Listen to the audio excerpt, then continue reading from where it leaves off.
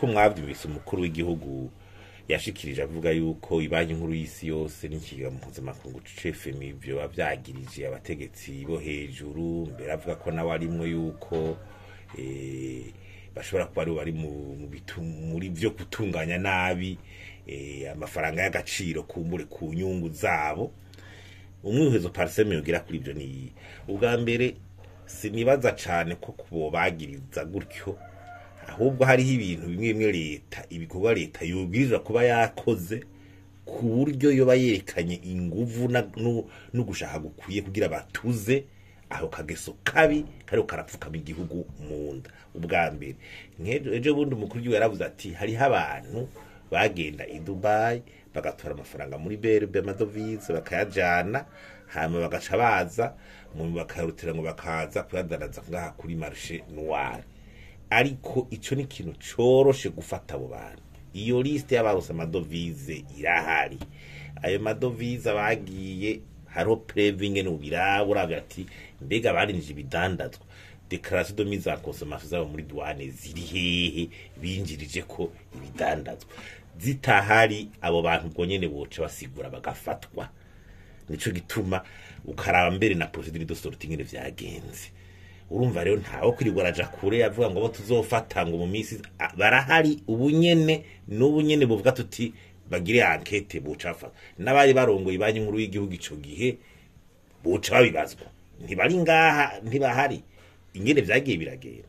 Ikigira kabiri ni biheruka kuvugwa kuri uyu waho zarongoye ibanki nkuru misizi byo bimeze gute, biteza gufutuka birimwo bande vyakozwe gute, ubube gito bwayibayemwo buri hehe, mbeko bidavangwa ngo azoja gufanirwa kuri stade kandi hari kayiheruka kuba tutazi ngene ibirimwo vyose byagenze gute, uko ijya bayita ngo ni partie visible de l'iceberg. Ushobora kubona barya mugabo harimo n'uwundi n'abandi mugwa abantu duhera uri kuri rya dossier tuyikorere ko ibe akarorero. Ica gatatu uku kuntu ibanki nkuru y'igihugu iguma mu kwaha ko muri komiro by'umukuru w'igihugu cyo byerekana ko kumenga mu biro by'umukuru w'igihugu nibo bayitegeka.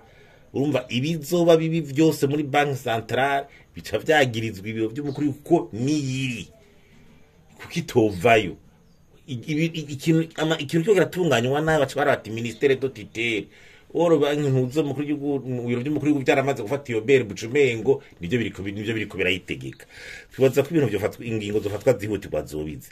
Ubwa mbere nuko abakiriya bose abo bakweza tunga bose basubira ku rugero rumwe bakaja mu banki nkuru bikaja mu mabanki commercial bagakwana amabanki asanzwe bakaronka amadovize bere bikagira reglementation y'ibidandazwa bishobora kwinjira prioritaire n'ingene birihwa amavoyage ashobora kuba prioritaire niko nakira niko byari bimeze. Hama bakarondera ico bita une maison de surveillance yo hanze inzira araba ku bidandazwa byaba yambarke vyinjiye ku biciro bizwi ataraba fournisseur batabaho ibintu byinshi ayo mamezo araba. Hanyuma ibidandazwa byinshi twatuze ko amahera atari karagenda kubusa.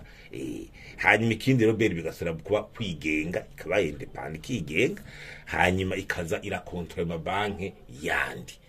Hama banki nkuru y'ubona bakayikontrola bakagira audit kuva muri iyo misi heze ingana amafaranga agaciro yagiye aratunganya.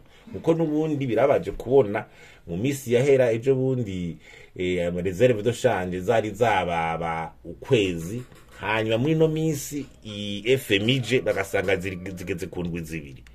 Urumva ibi biko biragenda binyerera turiko turagenda tunyerera kandi isoko FMI heruka gutanga ya tranche ya mbere y'imfashanyo. Urumva yo kugutunganya nabi ko amahera y'agaciro kuragisibije. Naho kuri Rwanda ngo abantu ngo nitwabafata barahari n'ubu nyene bo berekana bashaka ngo bazobahanira kuri stade bariho bofata ubunyene bagacajana kuri stade. Urumva rero ivyo ntitwokwirwa turaja kure.